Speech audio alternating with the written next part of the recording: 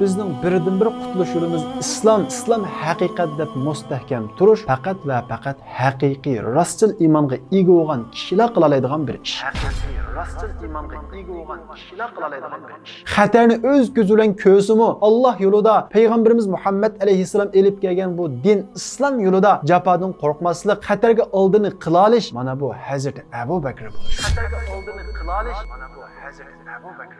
Kimki Allohga ibodat qilgan bo'lsa, Allohga iymon keltirgan bo'lsa, Alloh mangu hayot. Kimki Muhammadga ibodat qilgan bo'lsa, Muhammad o'ldi.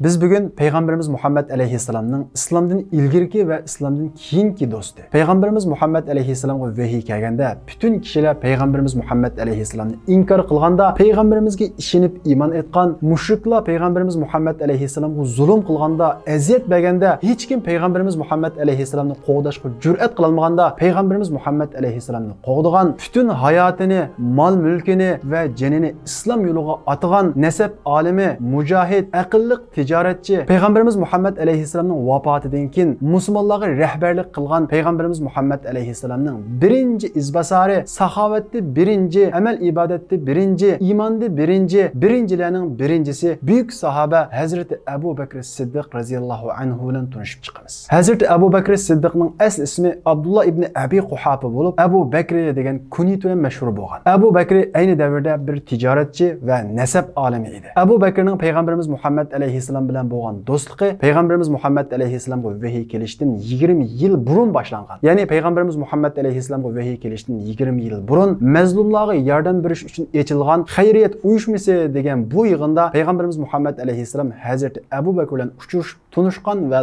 dostlashgan. Hazreti Abu Bakr bo'lsa boy savdoga, Peygamberimiz Muhammed Aleyhisselam bo'lsa padich edi. Hazreti Abu Bakr Mekkadagi mushriklarning Darun Nadvidagi jinoiy ishlar mas'uli edi. Peygamberimiz Muhammed Aleyhisselamning bo'lsa bu sahada hech qanday huquq yoki mansibi yo'q edi. Hazreti Abu Bakr bo'lsa nasab olimi, shundaqla Mekkadagi arablar ichidagi o'qish va yozishni biladigan sanoqliq ziyolilarning birisi edi. Peygamberimiz Muhammed Aleyhisselam bo'lsa oddiy sadda savatsiz kishi edi. Peygamberimiz Muhammed Aleyhisselam bilan Hazreti Abu Bakr o'tirisida siyosiy, iqtisodiy, ijtimoiy va ilmiy jihatlarda mana shundaq farqlarning bo'lishiga qaramay ikkisining o'tirisidagi do'stlikning davomlashishiga sabab bo'lgan bir narsa bor edi. U bo'lsa-mu har ikkilisida bo'lgan rostchillik va samimiyet idi. Çünkü her adam öz xilini tapıdı ve onunla tunuşudu ve onunla dostlaşıdı. Del Peygamberimiz Muhammed Aleyhisselam bilen Hazreti Abu Bakır'ın İslam'dan ilgirki dostluğunu tutup tuğan nesi olsa her ikilistiki samimiyet ve rastçılık idi. Peygamberimiz Muhammed Aleyhisselam'a tuncu vahiy kelganda bütün kişiler Peygamberimiz Muhammed Aleyhisselam'ı inkar kıldı. Bu haber Hazreti Abu Bakır gitip kelgan vaqtida Hazreti Abu Bakır qilchi ikkilenmesden Peygamberimiz Muhammed Aleyhisselam'a işiniyordu ve onunla iman ediyordu. Çünkü Hazreti Abu Bakır Peygamberimiz Muhammed Aleyhisselam'ı 20 yıldan beri nayet obdan tunuydu. Ulanın oturusidagi münasebet ne soda, ne menfaat veya ondan başka her qandaq narsaga chetishlik emas edi. Belki ulanın oturusidagi do'stlik munosabati bo'lsa, her ikkilisdagi rostchillik edi. Shuning uchun Hazreti Abu Bakr Peygamberimiz Muhammed Aleyhisselam'a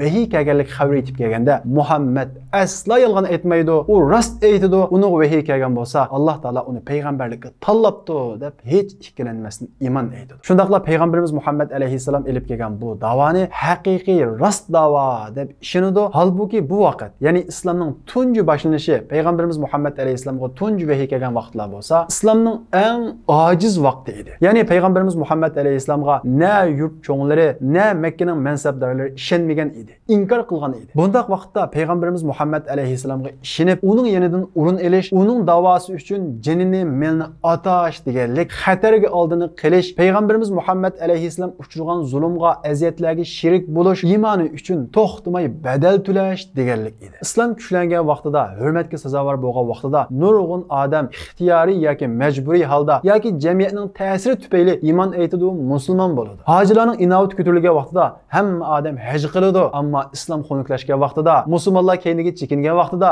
din dushmanlari kuchlangan vaqtida, kishilar nijotlikni, haqiqatni boshqa yo'llardan izlagan vaqtida, ya'ni islom umumyuzlik shaklda keyniga chekinayotgan vaqtida yoki ojiz vaqtida vaqtida bizning birdan-bir qutuluş yo'limiz islom haqiqat deb mustahkam turish faqat va faqat haqiqiy rostchil iymonga ega bo'lgan kishilar qila oladigan bir ish. Ota meros musulmon yoki jamiyatning ta'siri bilan musulmon bo'lgan kishilar bundaq shamolda uchib ketadi yoki irib ketadi. Hazrat Abu Bakr haqiqiy tushunib iymon etqachqa, uning iymoni rost, saxta bo'lmaganligi uchun men bu iymon yo'lida, bu islom yo'lida badal to'lashga rozi deb islom ojiz vaqtida payg'ambarimiz Muhammad alayhisalomning yenidan birinchi bo'lib o'rin oladi. Bizning iymonimiz bilan sahobalarning iymonining o'rtasidagi farq mana shu yerda. Biz iymonimiz uchun hurmatga erishsak, izzat topsak, chingayishimiz, olimlar hurmatlangan vaqtida hammamiz bolamizni dinda o'qitamiz. Ammo olimlarning obrazi xunuklaştirilgan vaqtida, din dushmanlari tomonidan hujumga uchragan vaqtida hammamiz rolni boshqa tarafga burab, boshqa odam bo'lib olamiz, dindan o'zimizni elib qochamiz. Bundaq saxta iymon ne bizni dunyoda nijotlikqa erishtira olsin,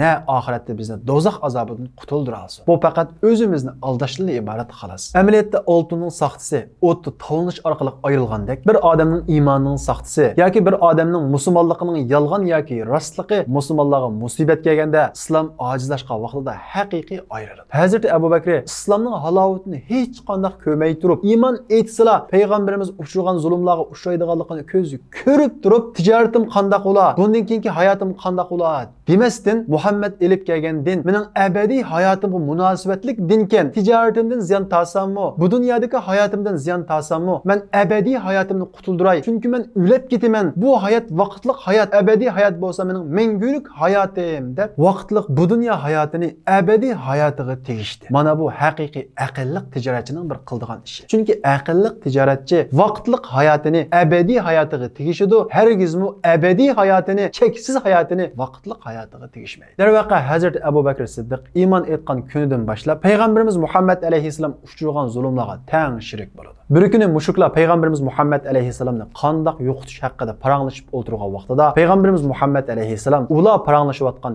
Ka'baga kirdi. Mushuklar payg'ambarimiz Muhammad alayhisalomni ko'rib, darg'azab bo'lishib, hammasi payg'ambarimiz Muhammad alayhisalomning oldiga yupurilib keladi. Va payg'ambarimiz Muhammad alayhisalomning yoqasidan elib, bizning ilohlarimizni, bizning botlarimizni hech qanday foyda ziyon yetkazolmaydigan kesak degan senmi deb so'roqqa tortishga boshlaydi. Payg'ambarimiz Muhammad alayhisalom hech ikkilanmasdan dadillik bilan ha men deydi. Mushriklar bu gapni anglagandan keyin tarafdan payg'ambarimiz Muhammad alayhisalomga tayoq silishga boshlaydi. Birisi u tarafdan uradi, yana birisi bu tarafdan uradi. Payg'ambarimiz Muhammad alayhisalom tayoq zarbasidan o'shudan ketadi. Atrofdagi sahobalar payg'ambarimiz Muhammad alayhisalomning uchragan bu zulmini, bu aziyatini ko'rsimi, payg'ambarimiz Muhammad alayhisalomni qo'g'dashga jur'at qilolmaydi.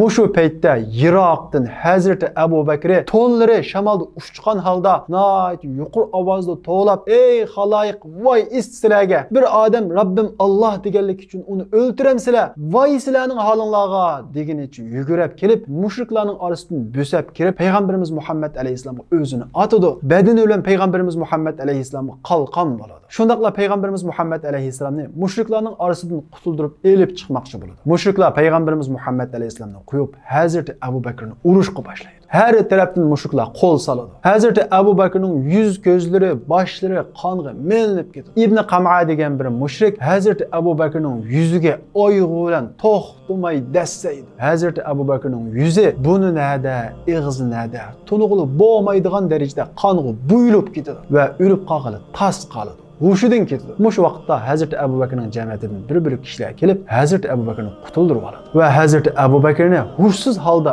uyiga elib keladi. Hazrat Abu Bakrning holatini ko'rgan onasi uni allburun o'libdi deb o'ylab, hushidan ketganda tas qiladi. Onasi tuqqanlarning hammasi Hazrat Abu Bakrning atrofiga to'plashib turdi. Jamiyatdagi kishilar bo'lsa, qilishlarini bilib, agar Abu Bakrga bir ish bo'lib qolsa, biz ularning hammasini o'ltiramiz deb tayyor bo'lishdi. Bir ozdan keyin Hazrat Abu Bakr nayt asta holda ko'zini ochdi. Onasi nayt endish qilib, "Ey Abu Bakr, ahvoling qandoq?" deb so'raydi. Hazrat Abu Bakr ko'zini ochmay, "Mada fu'ila bi Muhammad? Muhammadga ular nima qildi? Muhammad yaxshimi? Uning ahvoli qandoq? U hayotmi? U sog'mi?" deydi. Hazrat Abu Bakrning bu gapini anglagan onasining nervisi o'rlaydi va "Ey o'g'lim, bo'ldi qil, uning gapini qilma. Muhammad deb mushkunga qopsa, o'zingning ahvoliga ko'ngil bo'l."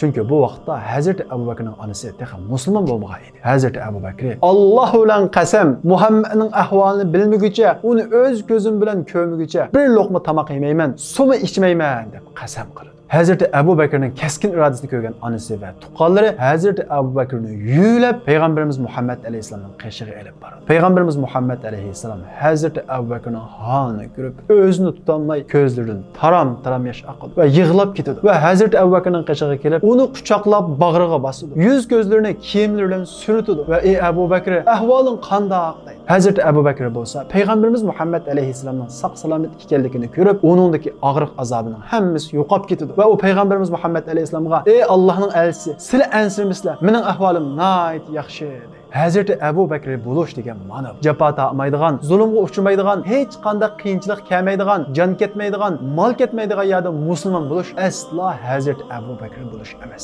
Xatarni o'z ko'zi bilan ko'rsimi, Alloh yo'lida payg'ambarimiz Muhammad alayhisalom elib kelgan bu din, islom yo'lida jafodan qo'rqmaslik, xatarga oldini qila olish, xatarga yuzlanish, mana bu Hazreti Abu Bakr bo'lishdir. Hazreti Abu Bakr Allohning dinini ustun qilish uchun mana shunday jafodan qo'rqmaslik bilan birga payg'ambarimiz Muhammad alayhisalom bo'lgan muhabbati nihoyat cho'nqir edi. Mushriklarning Makkadagi musulmonlarga soldigan zulmi kundan kunga eshib, musulmonlarning Makkada turish imkoniyati qolmagan vaqtida Alloh taolo musulmonlarga Madinaga hijrat qilishga, ya'ni Madinaga ko'chishga ruxsat qiladi. Musulmonlar dinni saqlash uchun, dinni erkin yashash uchun Madinaga hijrat qilishga boshlaydi. Oxirida payg'ambarimiz Muhammad alayhisalom va Hazrati Abu Bakr va bir qancha sahobalar qolib qoladi. Hazrati Abu Bakr Alloh taolo menga payg'ambarimiz bilan birga hijrat qilish fursatini bersa deb nihoyat orzu qiladi. Payg'ambarimiz Muhammad alayhisalom bilan birga hijrat qilish deganlik mushriklarning neysiga ko'krikini karish deganlik edi. Chunki mushriklar payg'ambarimiz Muhammad alayhisalomni o'ldirish uchun kecha kunduz payg'ambarimiz Muhammad alayhisalomni ko'z tutadi. Hazrati Abu Bakr mana shunday xatarlik bir ishni Alloh yo'lida bo'lganlik uchun orzu qiladi. Kunlar o'tadi. Bir kuni payg'ambarimiz Muhammad alayhisalom Hazrati Abu Bakrning uyiga nihoyat jiddiy holda keladi va Hazrati Abu Bakrga "Ey Abu Bakr, darhol tayyorlik qil. Alloh meni hijrat qilishga buyurdi. Hijrat qilamiz" deydi. Hazrati Abu Bakr nihoyat hayajon bilan "Ey Allohning elchisi, men siz bilan birga hijrat qilamdim" deb so'raydi. Payg'ambarimiz Muhammad alayhisalom "Ha, sen men bilan birga hijrat qilasan" deydi. Hazrati Abu Bakr bu fursatning berilganligidan, xushalligidan ko'z yosh qiladi, yig'lab ketadi. Hazrati Oyisha dadasining yig'laganligini ko'rib, "Men bir odamning xushallikdan yig'laydiganligini shu vaqtda bildim" deydi. Shunda qilib Hazrati Abu Bakr payg'ambarimiz Muhammad alayhisalomning o'rinlashtirishi bo'yicha o'zi uchun bir tuga, payg'ambarimiz uchun bir tuga tayyorlab hijrat safariga otlanadi. Payg'ambarimiz Muhammad alayhisalomning hijratga otlanganligini bilgan mushriklar darhol keyindan qo'g'lashga boshlaydi. Payg'ambarimiz Muhammad alayhisalom mushriklarni ozdirib o'tish uchun Makkaning sirtidagi 1500 metrdan yuqori egizdagi bir tog'ning ustiga chiqib, tog'ning ustidagi o'nkurning ichida bir qancha kun yushinib turib, mushriklar izlab topolmagandan keyin safarni davom qilmoqchi bo'ladi. Shunda qilib payg'ambarimiz Muhammad alayhisalom Hazrati Abu Bakr bilan birga tog'ning ustiga yomishib chiqadi. Har ikkilisi nihoyat qattiq horidi. Payg'ambarimiz Muhammad alayhisalom tog'ning ustidagi o'nkurning ichiga kiray degan vaqtida Hazrati Abu Bakr "Ey Rasululloh, to'xtab turslar" deb o'nkurning ichiga eng avval o'zi kirib, ichini supurib, tozalab, ichidagi yilon to'shiqlarining hammasiga kiyimini yetib, tiqib, pokizlab bo'lgandan keyin "Ey Rasululloh, endi kirsizlar" deydi. Shunda qilib payg'ambarimiz Muhammad alayhisalom bilan Hazrati Abu Bakr o'nkurning ichiga urilishadi. Payg'ambarimiz Muhammad alayhisalom nihoyat charchaganlikdan uyquga ketadi. Hazrati Abu Bakr payg'ambarimiz Muhammad alayhisalomning beshini o'zining putining ustida qo'yadi. Shundaqla tapin bilan idliksiz qolgan yilonning to'shiqidan birini yeb oladi. Shundaq paytda Hazrati Abu Bakrning putini yilon chaqadi. Hazrati Abu Bakr nihoyat qattiq azoblangan bo'lsa-mu, payg'ambarimiz Muhammad alayhisalomni uyg'onib ketmasin deb qimir-midir qilmaydi. Oxiri chidayolmay ko'zlaridan yosh taramlab oqadi. Hazrati Abu Bakrning ko'zidan oqqan yosh payg'ambarimiz Muhammad alayhisalomning mang'iziga tamchib, payg'ambarimiz Muhammad alayhisalom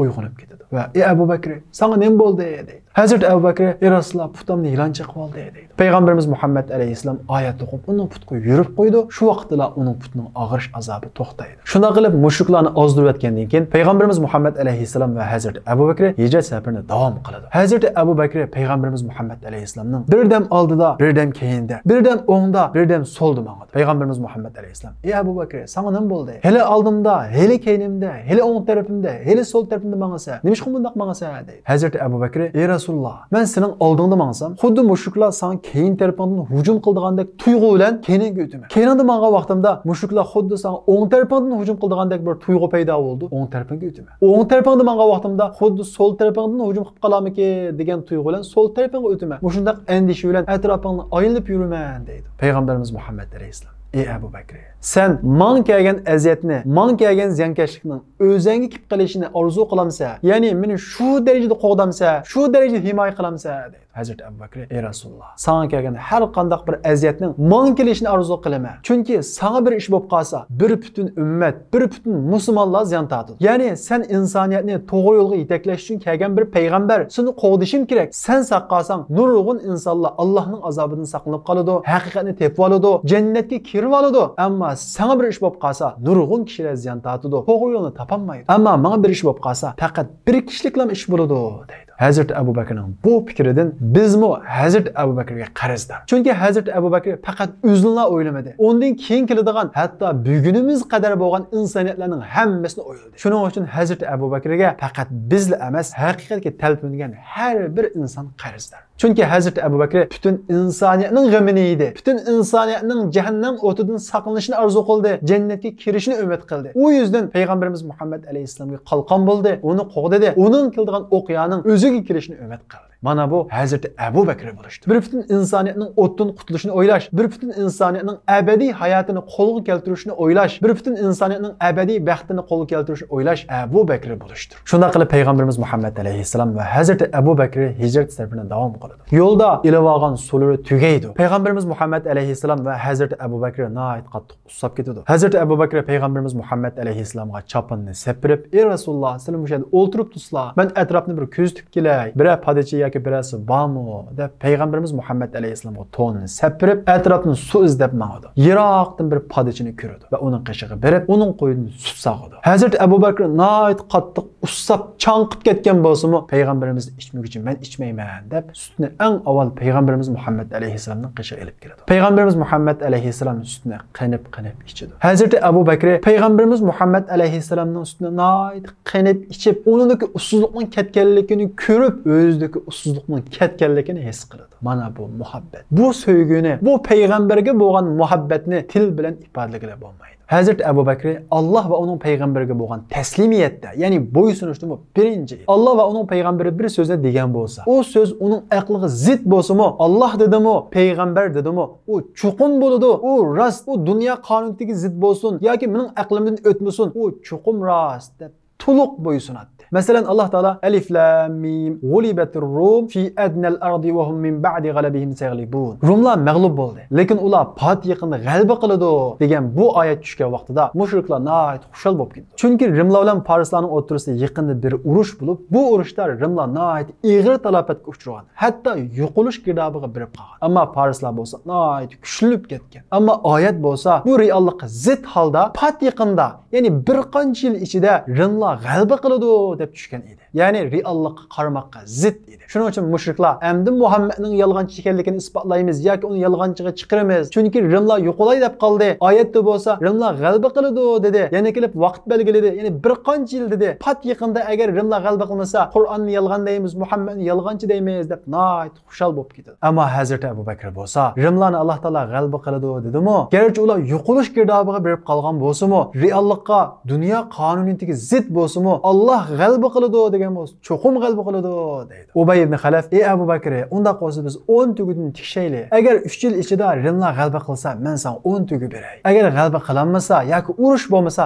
sen men 10 tugi ber" deydi. Hazreti Abu Bakrning ishonchi nihoyat to'liq edi. Chunki Allohning so'zi edi. Hazreti Abu Bakr bo'ladi deydi. Va Hazreti Abu Bakr payg'ambarimiz Muhammad alayhisalomning qishig'iga berib, "Ey Rasululloh, mushundaq bo'ldi" deydi. Payg'ambarimiz Muhammad alayhisalom, "Ey Abu Bakr, bir qancha yil degan 3 dan tortib 9 qadar sonni o'ziga oladi. Sen muhlatni oz qilib qo'yibsan. Muhlatni uzart, mukofotni ko'payt" deydi. Hazreti Abu Bakr payg'ambarimiz Muhammad alayhisalomning ta'limotini olgandan keyin Ubay ibn Xalafning qishig'iga keladi. Ubay ibn Xalaf Abu Bakr cho'qim pushaymon qildi deb, "La'allaka nadimta, pushaymon qilgandek tursa, pushaymon qilgan o'xshamamsa" dedi. Hazreti Abu Bakr, "Yo'q, muhlatni uzartayli. Ya'ni 9 yil bo'lsin. Tugini 100 ko'paytayli. Agar 9 yil ichida Rimlar g'alaba qilamasa, men senga 100 tugi beray" deydi Ubay ibn Xalaf.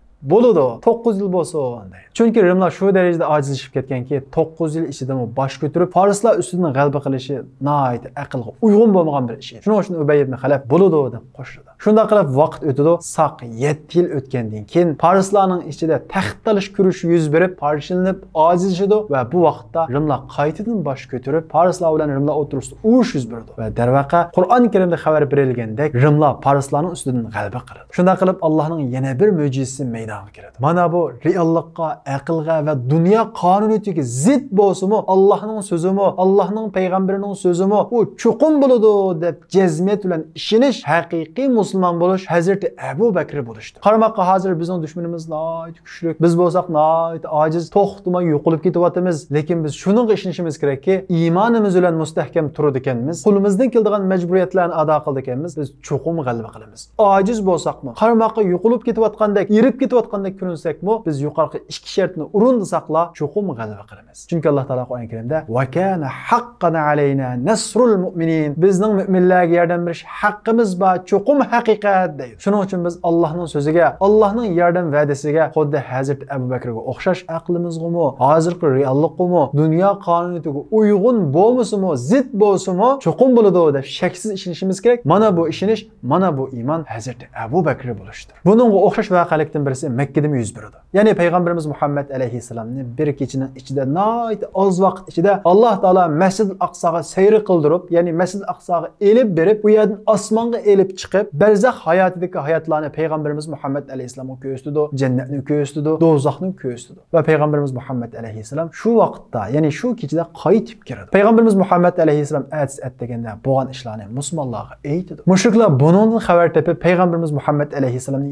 yana masxara qiladi. Mushriklar emas, ba'zi musulmonlarmi taraddudga tushdi. Bu Muhammad menga osmondan vahiy keladi desa ishonsak, endi qo'pib men osmonga chiqdim deydi-ku deb o'ylab, ba'zi musulmonlar iymondan yanadi, murtad bo'lib ketadi. Abu Jahl bu xabarni anglab nihoyat xushal bo'ladi va payg'ambarimiz Muhammad alayhisalomga: "Ey Muhammad, mushu gapning o'zini men kishilarni to'plasam, yana bir deb biramsa?" deydi. Payg'ambarimiz Muhammad alayhisalom: "To'pla, yana deyma" deydi. Abu Jahl kishilarning hammasini to'playdi. Payg'ambarimiz Muhammad alayhisalom kechida yuz bergan Isro va Mi'raj voqeasini so'zlaydi. Kishilar taraddudga tushdi, lekin Allohga bo'lgan taslimiyati to'liq bo'lgan sahobalar Alloh buni qodir deb yana ishidi. Mushriklar Hazrati Abu Bakrni endi ozdirib oladigan bo'ldik, endi dindan yandirib oladigan bo'ldik. Chunki Hazrati Abu Bakr aqlliq bir savdogar, aqlliq bir korxonchi, aqlliq bir ziyoli. U bunday gaplarga hargiz ishonmaydi deb Hazrati Abu Bakrning qishig'iga boradi. Va uningga: "Ey Abu Bakr, hamrohing nima deyotdi bilamsan?" Hazrati Abu Bakr: "Nima deyotdi?" deydi. "Hamrohing kechidan Masjid al-Aqsoga berib, u yerdan osmonga chiqib demish, jannat do'zaxni ko'rib demish." Abu Bakr: "Muhammad rostmi shundoq dedimi?"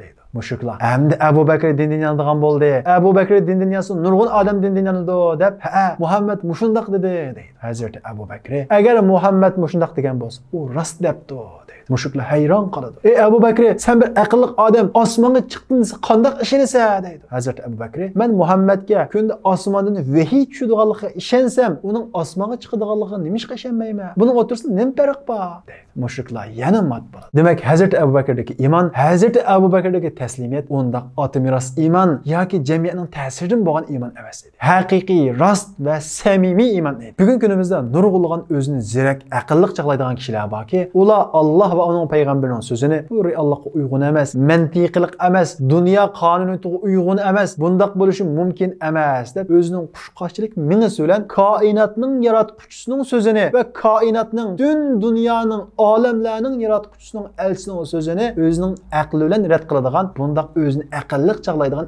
aqlsiz insonlar nurg'un. Chunki bir odam men Allohga ishondim deydi ekan, Allohning so'ziga ishonish kerak. Ya'ni u Alloh, dunyoni yaratgan Alloh, dunyoning qonuniyatini bekitgan Alloh. U qonuniyat Alloh degan, Alloh bekitgan qonuniyat bo'yicha bo'ladi. Agar Alloh xolisa, iroda qilsa, dunyoda o'zi bekitgan qonuniyatlarni amaldan qoldira oladi. Qanotsizmi qushlarni uchira oladi. Maryam alayhissalomga o'xshash dadasizmi farzandlarni dunyoga keltira oladi. U sabab bir parda Alloh xohlagan vaqtda u pardani ko'tarib oladi degan bu nuqtaga ishonadi. Mana bu iymonimizga bo'lgan sadoqat, iymonimizga bo'lgan rostchilik. Hazrati Abu Bakrning bu ifodasini anglagan vaqtida payg'ambarimiz Muhammad alayhisalom Hazrati Abu Bakrga siddiq, haqiqiy sadoqatman, rostchil, ya'ni o'zining iymoniga rostchil, qodiga rostchil, Allohni Alloh deb e'tiqod qildimi, uning qonuniyatini amaldan qoldirishiga, butun ishlarni hech qanday sababsiz o'ziga keltirishiga qodir deganga ishongan haqiqiy rostchil, sadoqatman degan bu nomni bu vaqtda bergan. Hazrati Abu Bakr mana shuningdek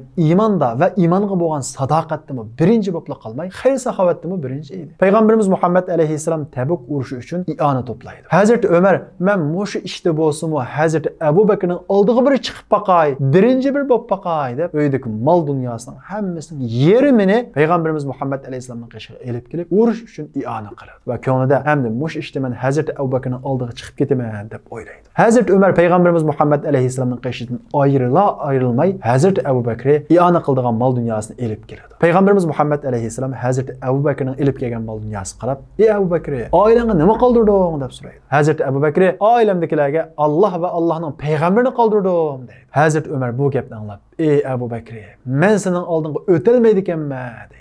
Hazrat Abu Bakr mana shuningdek hamma ishlarda birinchi edi. Hazrat Abu Bakr qo'rqmaslikdimi, jasoratdimi birinchi edi. Hazrat Alining davrida Hazrat Ali kishilardan "Akhbiruni bi ashja'in nas." Kishilarning ichidagi eng shijoatlik, eng botirni menga deb beringlar, kim bilamsizlar deydi. Hazrat Abu Bakrning botirligini ko'rmagan kishilar, "Sizlar eng botir kishi ey mu'minlarning amiri" deydi. Hazrat Ali "Yo'q, eng botir kishi bo'lsa Hazrat Abu Bakr." Badr kuni mushriklar payg'ambarimiz Muhammad alayhissalomni qo'rshoqqa olib, bizning ilohlarimizga til tekkizgan "Senmi?" deb har tarafdan hujum qilishga boshladi. Biz hech qaysimiz bo'sib kirib payg'ambarimiz Muhammad alayhissalomni himoya qila olmadik. Mushundaq turgan paytda Hazrat Abu Bakr mushriklarning safini bo'sab kirib payg'ambarimiz Muhammad alayhissalomni himoya qildi va mushriklarga qilich bulanitib hech qaysini payg'ambarimizga yaqinlashtirmadi deydi. Hazrat Abu Bakr mana shundoq jasorat va qo'rqmaslikda birinchi bo'lib qolmay, amal ibodatda birinchi edi. Bir kuni payg'ambarimiz Muhammad alayhissalom sahobalarga "Qaysinglar ro'za tutinglar" deb so'raydi. Sahobalarning hech qaysi qo'l ko'tarmaydi. Faqat Hazrat Abu Bakr qo'l ko'taradi. Ondan keyin payg'ambarimiz Muhammad alayhissalom "Sizlarning qaysinglar bugun janoza namoziga qatnashdinglar" deydi. Ya'ni Hazrat Abu Bakrlar qo'l ko'taradi. Ondan keyin payg'ambarimiz Muhammad alayhissalom "Sizlarning qaysinglar bugun miskinga sadiq qildinglar" deydi. Ya'ni Hazrat Abu Bakrlar qo'l ko'taradi. Ondan keyin payg'ambarimiz Muhammad alayhissalom "Sizlarning qaysinglar bugun kasal yo'qildinglar" deydi. Ya'ni Hazrat Abu Bakr qo'lni ko'taradi. Payg'ambarimiz Muhammad alayhissalom "Mana bu 4 ishni qilgan kishi jannatga kiradi" deydi. Hazrat Abu Bakr mana shundoq iymon aytishdi birinchi, amal ibodati birinchi, taslimiyatni birinchi, bo'ysunishdi birinchi, xayr saxovatni birinchi, jasoratni birinchi, payg'ambarimiz Muhammad alayhissalomning vafotidan keyin musulmonlarga yetakchilik qilishdi birinchi. Ya'ni birinchilarning birinchisi, yaxshiliklarning hammasini o'ziga jug'ilgan bir sahoba edi. Hazrat Abu Bakrning islomdagi o'rni, tuhfalari va qilgan ishlarini so'zlashni uzun vaqt talab qiladi. Lekin Hazrat Abu Bakrning hayotida qilgan ikki ishi nihoyat muhim halqiliq o'rinda turadi. Agar Hazrat Abu Bakr hech qanday ish qilmay, mushu ishni qilgan bo'lsa-mu, uning uchun yetarlik edi. U bo'lsa-mu, birinchisi payg'ambarimiz Muhammad alayhissalomning vafotidan keyingi islom ummatini aqida jihatdan bo'lib ketishdan saqlab qolish. Ilgirki samoviy dinlarning to'g'ri yo'ldan chetnab ketishi shu dinni elib kelgan payg'ambarlarning vafotidan keyin boshlangan. Ya'ni shu dinni elib kelgan payg'ambarlarning vafotidan keyin bir kishilar payg'ambarni ilohlik darajasiga ko'tarib, yana bir kishilar payg'ambarning o'limini to'g'ri qabul qila olmay dinni o'zgartirib etgan. Bu xil ahvol payg'ambarimiz Muhammad alayhissalomning vafotidan yuz bergan. Ya'ni payg'ambarimiz Muhammad alayhissalom vafot topganda ba'zi sahobalar Allohning payg'ambari deganmi o'landi deb uni qabul qila olmagan. Hatto Hazrat Umar roziyallohu anhu Allohning payg'ambari Muhammad alayhissalom o'lmadi, o'zining Robbi bilan kurashga osmonga chiqib ketdi. U qaytib kirdi. Kimki payg'ambarimiz Muhammad alayhissalomni o'ldi desa, men uni o'ltirman degan. Mana shundoq inchki paytda Hazrat Abu Bakr munbarga chiqib, "Ey xaloyiq, kimki Allohga ibodat qilgan bo'lsa, Allohga iymon keltirgan bo'lsa, Alloh mangu hayot. Kimki Muhammadga ibodat qilgan bo'lsa, Muhammad o'ldi" deyish orqali islom aqidasining va islom ibodatining shaxsga bog'lanmaydiganligi, bevosita Allohga bog'lanadiganligi, shaxslarning payg'ambar bo'lsin o'lib ketadiganligi, bizga o'xshash inson ekanligini o'tirib qo'yish orqali sahobalarni sagitdi. Shundaqla Qur'on Karimdagi Alloh taolaning "Va ma Muhammadun illa rasul." Muhammad faqat bir elchi, ilgirki payg'ambarlarmi o'lgan, Muhammad shuning o'xshash o'ludi degan oyatni o'qiydi. Sahobalar bu oyatni xuddi hozir nozil bo'lgandek, yangi anglagandek o'ziga keladi va payg'ambarimiz Muhammad alayhissalomning vafotini to'g'ri shaklda qabul qiladi. Hazrat Abu Bakrning ikkinchi tuhfasi bo'lsa, islomning qonun jihatdagi bir butunligini qo'llash. Payg'ambarimiz Muhammad alayhissalom vafot topgandan keyin bir kishilar zakot bermaymiz, Rasulullohning vafoti bilan zakot amaldan qoldi deb zakot berishni rad qiladi. Rasulullohning vafotidan keyingi tunji bu xil qarshilik o'smiga o'xshaydi. Darhol betaraf qilinmasa, boshqa taraflarga yomrash ehtimoli bor edi. Hazrat Abu Bakr bu xil xatarlik ahvolni his qilib, ba'zi sahobalarning qarshi turishiga qaramasdan ularga urush ichib, ularni bo'ysundirib, islomning qonun jihatdagi bir butunligini qo'g'dab qoladi. Ya'ni payg'ambar vafot topgan bo'lsa-mu, islom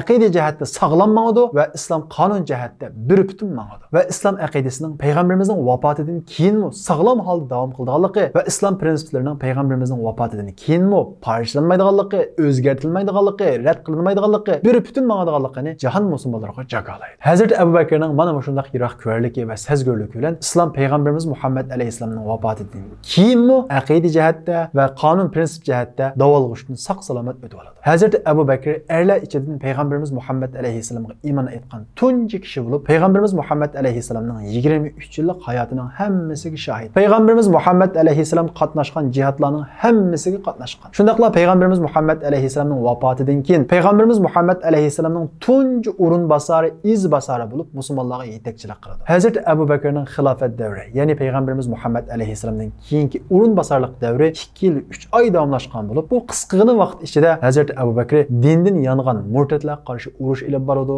va ularni bo'ysundiradi va Shamning bir qism rayonlarini ozod qiladi, yolg'on payg'ambarlik da'vo qilguvchilarni besiq turadi. Hazrat Abu Bakr mana shunday hayotini, jinini va men islomga atab, ma'lum bir kunisi yunib chiqqandan keyin qizitma kasallikka giribdor bo'ladi va 15 kun urun tutib yetib qoladi. Masjidga chiqolmaydi. Musulmonlarga Hazrat Umarni imom bo'lib namoz o'qib berishga buyurdi. Hazrat Abu Bakr ballarga men huquq tutgandan boshlab mening mol dunyorimga qo'shilib qolgan bütün mollarning hammasini Beytul Malga, ya'ni davlat xazinasiga qo'shib etinglar deb vasiyat qildi. Shunda qilib Hazrat Abu Bakr payg'ambarimiz Muhammad alayhissalom ismini atab jannat ahli deyishiga qaramasdan toki vafot topgan qadar hayotini islom xizmatiga atab hijratning 13-yili Jamadil oxir oyining 13-kuni, ya'ni milodining 634-yili 8-ayning 23-kuni dushanba kuni vafot topdi. Alloh taolo Hazrat Abu Bakr rahmat qilsin. Bizga ana shu Hazrat Abu Bakrga o'xshash iymon ato qilsin, ruh ato qilsin. Chunki biz Hazrat Abu Bakr kirgan jannatga kirishni orzu qilamiz. Chunki biz Hazrat Abu Bakr ishongan Allohga ishonamiz deb da'vo qilamiz. Chunki biz Hazrat Abu Bakr iymon etgan payg'ambarga iymon etdik deb da'vo qilamiz. Alloh taolo bizni Hazrat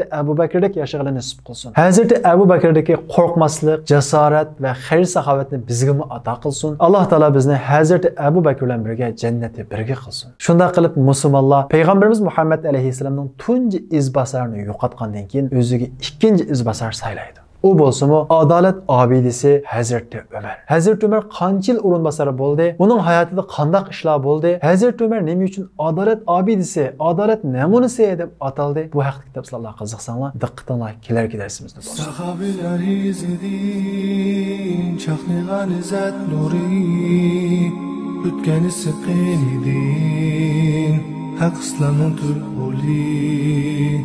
Başakmaz kafirlar şiddet bilen atseli, Hamza Halid Musab'tek şir yürek oğlanları.